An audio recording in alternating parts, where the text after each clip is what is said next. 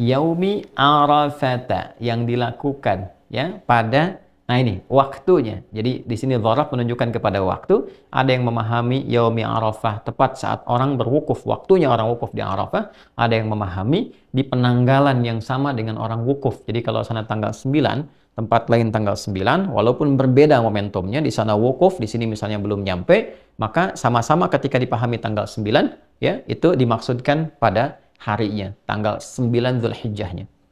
Jadi bagi orang yang wukuf, dipahaminya saat wukufnya, di waktu setempat, saat wukufnya, tanggal 9. Ya. Bagi orang yang tidak wukuf, ya tinggal dilihat bagaimana kemudian keadaan di sekitarnya, tempat setempatnya. Ya, kalau dia bersamaan misalnya, samaan dengan orang yang wukuf, tanggal 9-nya sama, di waktu yang serupa, harinya sama, maka saat wukuf, sini pun kemudian menunaikan puasa.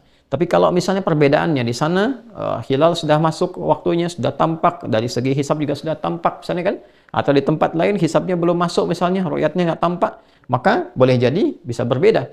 Di sana tanggal 9-nya hari A, di sini hari B misalnya, maka yang diambil waktunya. Ya, diambil apa? Waktunya. Singkatnya adalah, ini tanggal 9, ini pun tanggal 9. Tuh. Di puasa yang ditunaikan pada tanggal 9 Zulhijjah itu, di saat orang-orang yang wukuf di Arafah, siyamu yaumi Arafah, di hari orang-orang saat wukuf di Arafah, ya kan? Tanggal berapa? Tanggal 9.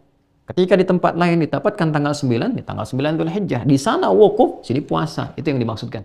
Jadi yang di sana sedang berwukuf, di sini puasa. Nah, ini bukan puasa biasa. Tidak sama dengan puasa biasa, ya. Puasa-puasa baik dari segi waktunya pun dari segi penekanan amalannya. Saya ulang ya. Baik dari segi waktunya, spesifik tanggal 9 Dzulhijjah, atau dari segi penekanan amalannya. Baik ya? Jika kita masuk ke bulan Ramadan misalnya, apa yang ditekankan di bulan Ramadan? Ya, mendekati Allah Subhanahu wa taala lewat peningkatan amal saleh, kan? Menahan nafsu, mengondisikan jiwa, kemudian tingkatkan ibadah kita siang dan malam dan seterusnya.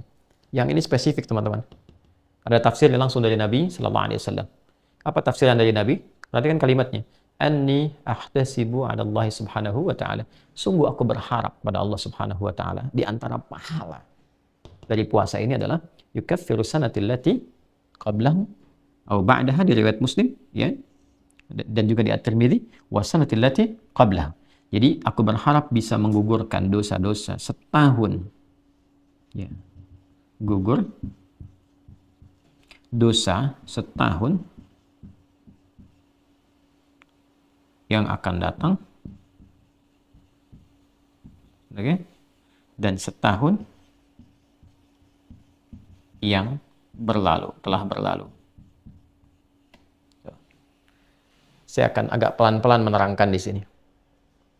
Keutamaan puasa tanggal 9 Dzulhijjah. Bila orang berhaji, dia berwukuf di sana. Orang yang tidak berhaji, dia berpuasa. Dan di sini inti haji, Al-Hajju Arafah. Dan di sini inti untuk mendapatkan mabrur bagi orang puasa.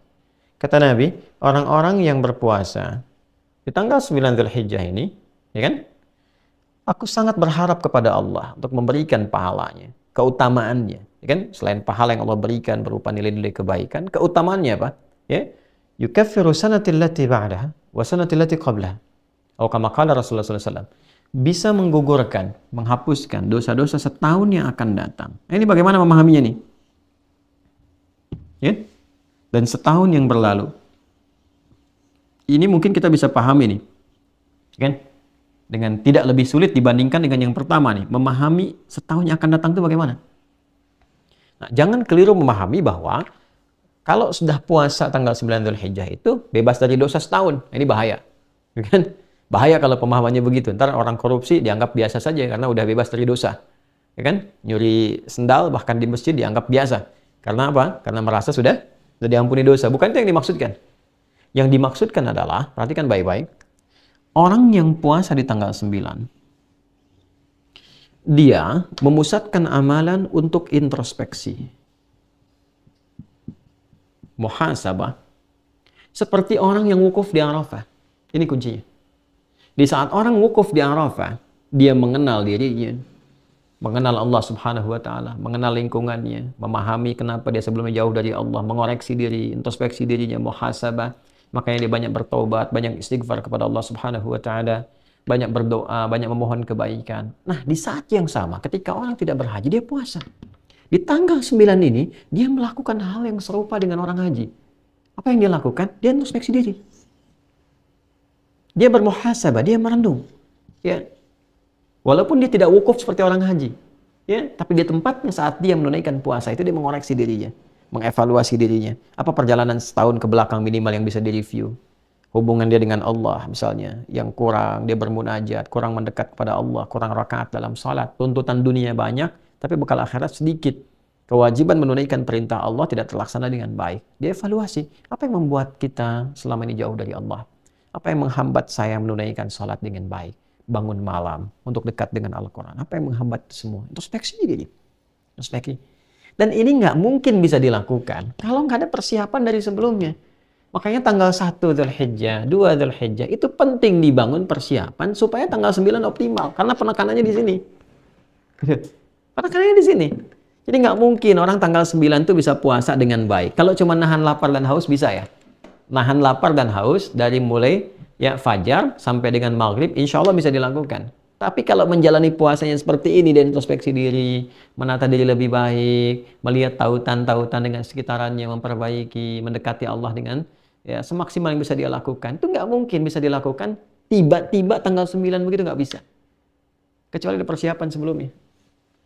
Dia tingkatkan bacaan Qur'annya. Dia latihan puasa sebelumnya. Sehingga puncaknya ketika tanggal 9 Dzulhijjah. Puasa dia di momentum ini, dia merasakan kenikmatan yang tidak dirasakan sebelumnya. Di titik itulah kemudian muncul kesadaran untuk mendekati Allah Subhanahu wa taala. Maka apa yang terjadi? Ya, saat dia punya kesadaran, dia merasakan kedekatan lebih dengan Allah ketika dia berbuka, suasana lebih tenang, lebih nyaman. Dan saat merasakan kenikmatan, kenyamanan, kebaikan itu dia bertakbir persis sama seperti orang meninggalkan padang Arafah menuju Muzdalifah. Dia berzikir. Ya, berzikir. فَإِذَا أَفَضْتُمْ مِنْ عَرَفَاتٍ فَاذْكُرُوا اللَّهَ عِنْدَ الْمَشْعَرِ الْحَرَامِ. Kalau kamu sudah selesai di Arafah, kata Allah, ya, coba dicek di Quran surah Al-Baqarah, ya, dari ayat 198 sampai 199 itu. 198 ya, laisa 'alaikum junahun an tabtaghu fadlan min rabbikum fa idza afadtum min arafatin fadhkurullaha 'indal masyaril haram. Kalau kamu telah selesai di Arafah, segera bergegas ke Masyaril Haram, ke Muzdalifah sambil berzikir. Dia bertakbir, dia bertasbih, dia bertahmid. Sama persis. Kenapa dia berzikir? Memuji Allah karena dia sudah merasakan kedekatan yang sebelumnya belum terbangun dengan Allah Subhanahu wa taala. Sama persis. Orang kalau sudah selesai, dia puasa, dia bermuhasabah, dia menangisi dirinya, bertobat, ingin jauh lebih baik dari sebelumnya. Tiba-tiba merasakan perubahan pada diri, dia bertakbir. Allahu Akbar, Allahu Akbar, Allahu Akbar. Malam 10 tuh. Ya. Dan puncaknya di hari ke-10, teman-teman. Apa yang terjadi? Hari ke-10. Yang di sana melontar jumrah saat fajar kan? Ya kan? Dia lontar, bukankah dengan kalimat Bismillahi Allahu Akbar? Dan yang dilontar itu Aqabah kan? Tadi kita bahas menjelang Isya. Aqabah itu kan gambaran dari keadaan diri kita.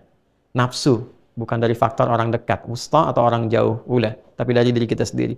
Kadang-kadang keburukan itu muncul bukan karena faktor luar, tapi kadang-kadang yang lebih utama dari faktor dalam, ketidakmampuan mengendalikan nafsu dengan baik. Nah, nafsu ini yang dilontari, sifat-sifat buruk dalam nafsu. Oh, ini yang kurang bagusnya. Oh, ini yang sifat-sifat yang tidak baiknya, lontar. Dan ketika akan melontar, Bismillahirrahmanirrahim. Sehingga dengan lontaran itu kita merasakan perubahan pada diri pribadi. Setelah itu menghadap ke arah kiblat, kita bacakan inni wajjahtu wajhiya lilladzi fataras samawati wal arda hanifan musliman wa ana minal musyrikin. Ya Allah, aku menghadap pada dirimu, menghadapkan diriku sepenuhnya ya Allah. Aku bertawakal, pasrah pada Engkau penguasa langit dan bumi. Inna salati wa nusuki wa mahya wa mamati lillahi rabbil alamin. Kalau selama ini aku salat ya Allah, ya, dan saya bermanasik sampai sekarang saya datang, ya kan? Saya hidup selama ini, bahkan saya wafat sekarang pun saya pasrah. Sekarang saya menyadari hakikat kehidupan saya pasrah kepadamu. La syarikalah wa bidzalika umirtu wa ana minal muslimin. Saya berjanji tidak akan pernah melanggar ketentuanmu, apalagi berbuat musyrik. Sejak saat ini saya akan berjanji mematuhi dirimu ya Allah, mematuhi segala perintahmu, taat kepadamu.